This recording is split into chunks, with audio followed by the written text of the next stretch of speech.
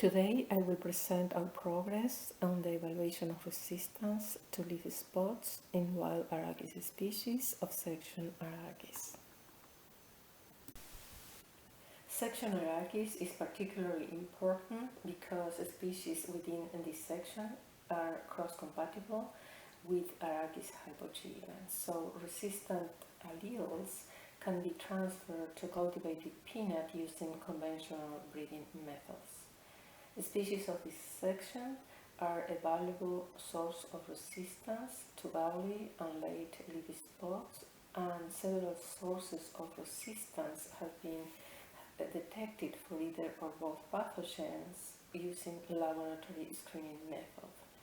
However, limited information is available on the extent of genetic variation for resistance under natural infestation, especially at locations with high disease pressure like we have in our region, particularly late leaf spot. So we evaluate 148 accessions of 20 species of section Arachis from the US peanut germplasm collection, which represent more than 70% of accessions currently available in the collections. These include annual as well as perennial species with different genome type, and most of them are diploid, but we also include the tetraploid Arachis monticola and two untitled species. So they were collected originally in 5 different countries, with the most diversity coming from Brazil and Bolivia. Plants were grown in the greenhouse the last week of March, early April, and transplanted into the field early in May. So we use a randomized complete block design with 2 replications. The tests were conducted at the National Peanut Research Lab in Dawson, Georgia during 2017 and 2018. So leaf spots evaluations include 7 runner cultivar checks. Plants were grown using common agricultural practices for peanut production in Georgia, with the exception of non-fungicide applications for prevention or control of leaf spots. In figure C, you can see the 5 plants that we put in a plot, so 5 plants represent a single plot. Disease severity was evaluated based on the 1 to 9 leaf spot defoliation rating scale, with 1 indicating no defoliation and 9 complete defoliation. An analysis of variance was performed on final defoliation rating. Lesions were also examined under the stereo microscope, and the count of those based on 10 leaf per plot. What you can see in the slides is the typical symptoms for early leaf spot, and the picture from the stereo microscope indicate the light brown spot with the yellow halo, but not always it is observed, so it's difficult sometimes if no sporulation is present to determine if the spot is corresponding to early leaf spot or late leaf spot pathogens. In this slide, you can see a typical symptom of late leaf spot in a wild diploid species. So it's very clear in the microscope pictures the spores on the lower surface of the leaflet.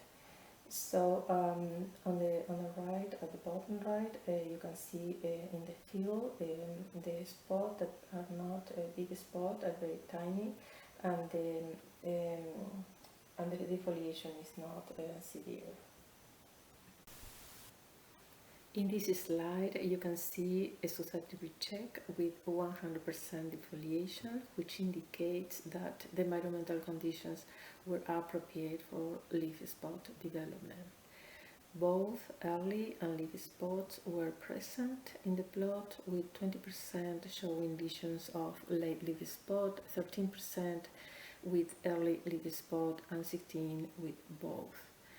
We can also see at the bottom of the slide different symptoms based on different species, On the bottom left, you can see the Arachis monticola, which has both symptoms and severe defoliation at the end of the season.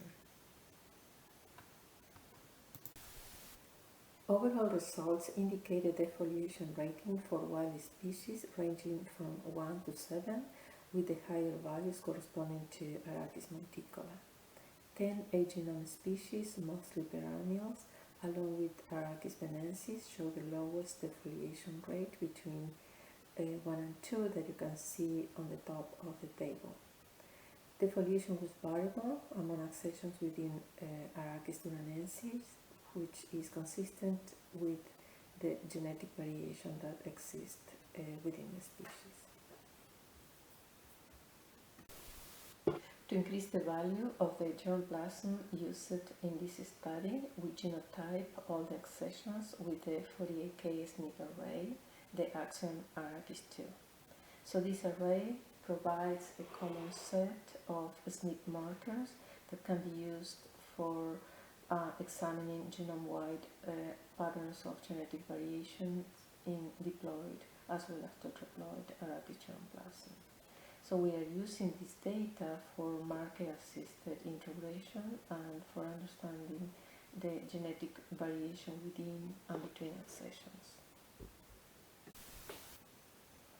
Patterns of genetic variation within and between species were resolved with more than 4,000 SNPs distributed across the pinna chromosome. So we can see the diversity. It's interesting to see the diversity of Arachis duranensis compared to the rest of the agenome species. The cluster of species was according to the genome type. And so this is a good reference for the species, for the accession that we use in this study, because the DNA for the genotype, the genotyping, the SNP genotyping, was extracted directly from the plants that went to the field for being evaluated. In summary, screening in an environment with high nodular pressure enabled the detection of significant variation among species of section Arachis. Highly resistant, nearly immune germplasm was predominantly represented by agenome perennial species, and similar level of resistance in non-agenome species have yet to be identified. And with that, I would like to thank Dr. Holbrook and Curt for providing the seeds and advice for the checks for the experiment, and to the people of the National Pinot Research Lab for their valuable help and support. Thank you.